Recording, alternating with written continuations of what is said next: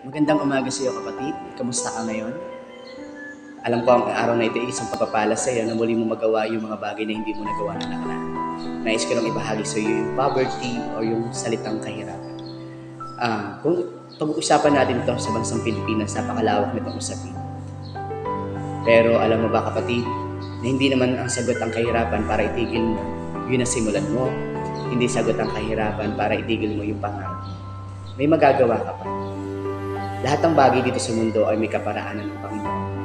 Lahat ng mga pinagdadaanan natin ay may dahilan ng Diyos. Sabi nga doon ng Panginoon, sa 1 Corinthians chapter 10 verse 13, wala namang pagsubok na ibinigay ang Diyos para kahirapan tayo. Bigyan tayo ng pagsubok ng Panginoon dahil marami ding nakaranas sa mga paghihirap na ito. Pero ang pinakamaganda, may mga paghihirap na tayong dinadanas, may mga pagsubok man tayong kinakaharap. Bibigyan tayo ng lakas ng Diyos upang mapagtagumpayan ang mga bagay na ito. Kaya kapatid, kung ano may yung kahirapan na yung dinadanas, may nagagawa ka. Hindi sagot ang tumigil, hindi sumagot ang ayoko na, hindi sagot ang susuko ka na, hindi sagot ang tama na. Magpatuloy ka lang at patuloy abutin mo ang iyong pangarap sapagkat sabi ng Panginoon sa awit 37 verse 4, sa Diyos mo hanapin ang iyong kaligayahan at ang pangarap ng iyong makamit. Kaya iasa mo sa Panginoon ang lahat ng iyong layunin, ang iyong pangarap. Sapagkat nasa Diyos ang lahat ng kasagutan na ating inaasa. Nasa tao ang pagbabalak, nasa tao ang pagpaplano, ngunit nasa Diyos ang pagtatagumpay.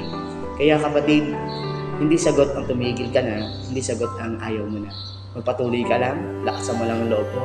Hindi sagot ang kahirapan para itigil mo ang iyong pangarap.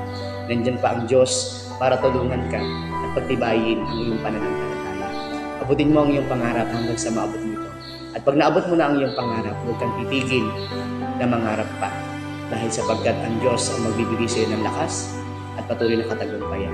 At pag naabot mo na ang iyong pangarap, marunong ka pa rin magpakumbaba. Sapagkat wala tayong maibang maitataas sa ginagawa po natin at kung bakit tayo nagtagumpay, hindi dahil sa Diyos, dahil sa Kanyang lakas. Kaya kapatid, magpalain ka ng Panginoon, magpatuloy ka lang at gawin mo kung ano ang nararapat. Sa Diyos umasa at magtiwala. God bless sa iyo kapatid.